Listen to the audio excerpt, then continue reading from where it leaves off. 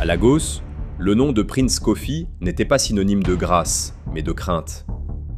Fils unique du roi Adeyemi, un monarque dont l'influence s'étendait bien au-delà des gratte-ciel de la métropole nigériane, Kofi vivait dans une bulle de marbre et de verre.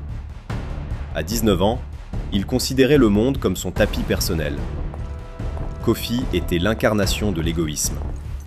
Dans les couloirs du palais, les domestiques baissaient les yeux.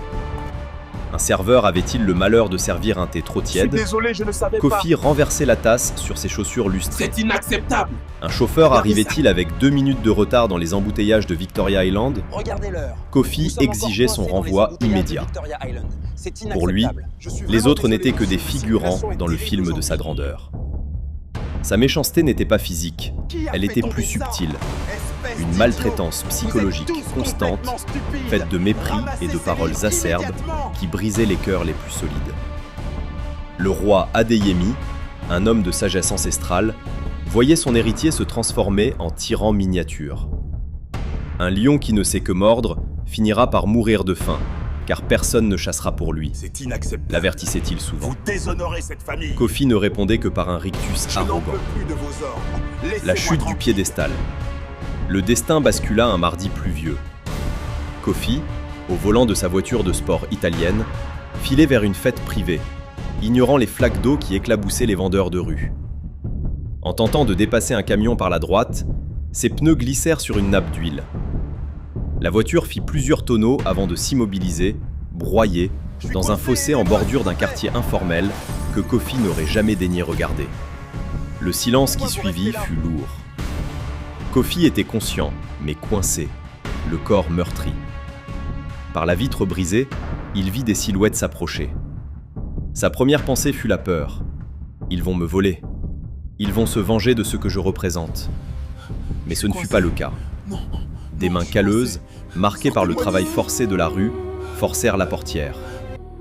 Un homme d'une 50aine d'années, vêtu d'un t-shirt délavé, le sortit des décombres avec une douceur infinie. « Ne t'inquiète pas, mon fils, on te tient », murmura l'homme.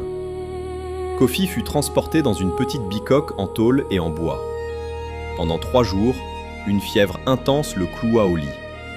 Cette famille, qui n'avait presque rien, partagea son eau potable et son riz avec lui.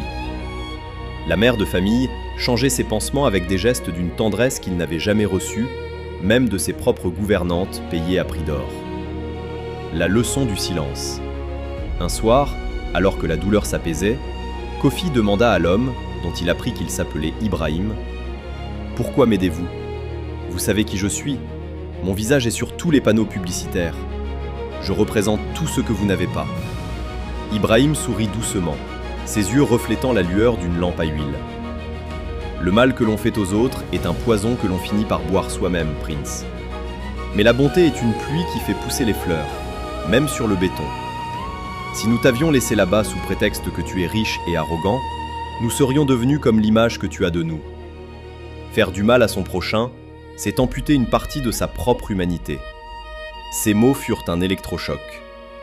Kofi repensa à tous les visages qu'il avait humiliés, à toutes les larmes qu'il avait provoquées par pur caprice. Il réalisa que sa richesse n'était qu'un décor de théâtre, et qu'en réalité, il était l'homme le plus pauvre de la pièce. Ces gens n'avaient rien, mais ils possédaient une paix intérieure qui lui était totalement étrangère. Quand les gardes du roi finirent par retrouver sa trace, Kofi n'était plus le même. À son retour au palais, son père s'attendait à des plaintes et à des demandes de représailles contre le quartier où l'accident avait eu lieu. Au lieu de cela, Kofi s'agenouilla. « Père, j'ai été un aveugle qui croyait guider les voyants. » Il commença par demander pardon à chaque membre du personnel, un par un, en les regardant dans les yeux. Il ne se contenta pas d'excuses verbales, il changea radicalement de comportement. La douceur remplaça l'arrogance. Il apprit que le véritable pouvoir d'un roi ne réside pas dans sa capacité à dominer, mais dans sa force à protéger et à élever les autres. Kofi utilisa son héritage pour transformer le quartier d'Ibrahim, non pas en y construisant des centres commerciaux pour riches, mais en y installant des écoles, des cliniques et des systèmes d'eau propre. Il y allait souvent, non pas comme un prince en visite, mais comme un ami, s'asseyant par terre pour discuter avec ceux qu'il méprisait autrefois.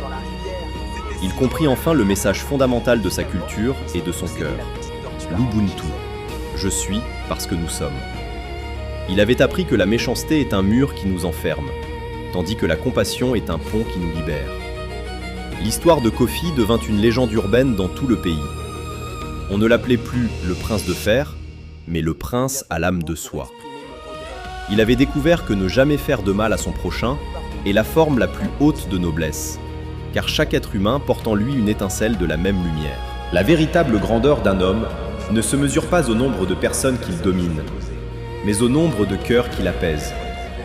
Car le mal que l'on inflige aux autres est un poison que l'on finit toujours par boire soi-même, tandis que la douceur est la seule trace d'éternité que nous laissons derrière nous.